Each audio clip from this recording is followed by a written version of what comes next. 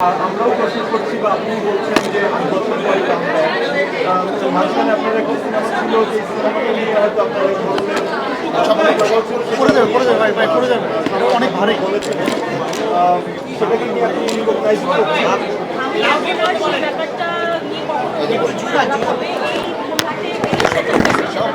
আর বেশি কথা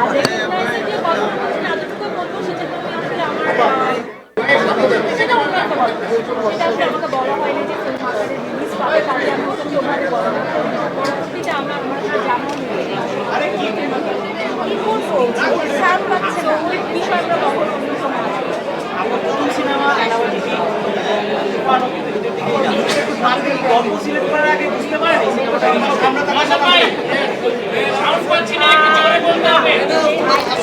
সিনেমার ক্ষেত্রে অবশ্যই এই সিনেমার ক্ষেত্রে অবশ্যই আশা করছিলাম যেহেতু রায়হান রাফিজ হিট মেশিন ডিরেক্টর বলা হয় ব্যাক সিনেমাগুলো বেশ সফল হয় এবং অফকোর্স সবচেয়ে বড় বিষয় হচ্ছে শাকিব খান রয়েছে এই সিনেমায় সো এটা হিট হবে এটা জানতাম আয়নাবাজির সময় আসলে আমরা কেউই শুধু আমি আমরা কেউই আসলে অতটা প্রত্যাশা করে কাজ করিনি আমরা সবাই বুঝতে পারছিলাম এই কাজটি ভালো হবে কাজটি করতে আমাদের ভালো লাগছে সেই জায়গা থেকে করেছি বাকি পুরোটা যাওয়া চলে যাবে ইতিহাসে আমাদের প্রত্যাশা পাচ্ছি তবে আবার কি ডুব দিবেন নাকি আমি তো কখনোই ডুব দিতে চাইনি ভাইয়া আমি সবসময় নিয়মিত থাকতে চেয়েছি কিন্তু ওই যে কাজ ওরকম হতে হবে যেটা সবসময় বিভ্রাম সৃষ্টি করবে চেষ্টা করবো যে নিয়মিত থাকার এবং আশা করবো যে যারা আমার পরিচালকরা আছে তারাও আমাকে মনে রাখবে ফ্যামিলি এবং ফ্রেন্ডসরা কি বলছে ফ্যামিলির কথা শুনতে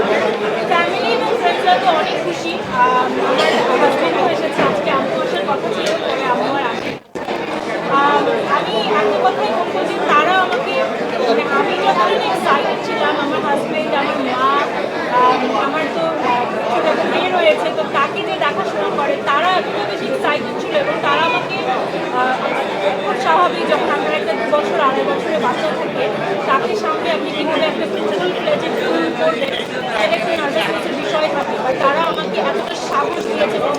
তুমি যাও আমরা সামনে নেব সো আমি আমার পরিবারকে অনেক অনেক ধন্যবাদ জানাতে চাই আমার হাজব্যান্ডকে আমার মাকে এবং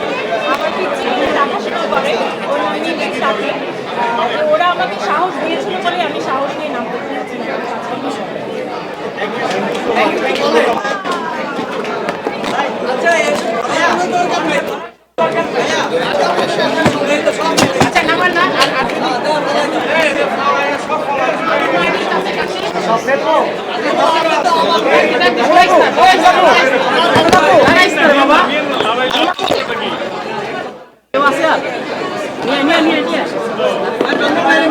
ভাই অডিও